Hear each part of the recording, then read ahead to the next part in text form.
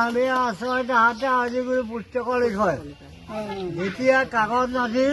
গুৰুজনে সাঁচি গছৰ ঠাল কাটি কাগজ বনাই তাত হাই হেলমেট পলিচ কৰি লিখা ৰস এৰাজৰ ৰস গোমূত্ৰ এই তিনিটাই চিয়াই কৰি সেই শিলতে বহি দশমাৰ কীৰ্তন লিখিছিল এইযোৰা বৰ 600 বছৰ আৰু ইয়াৰ পুলি হ'ল সেইটো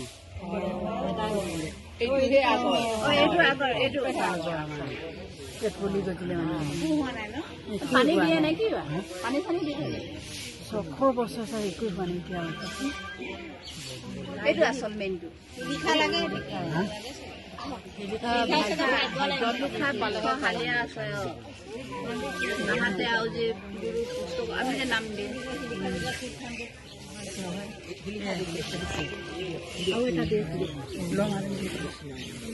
এইটো আপোনাক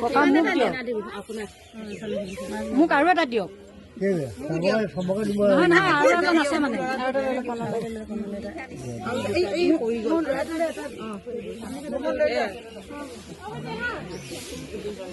মোৰো নাই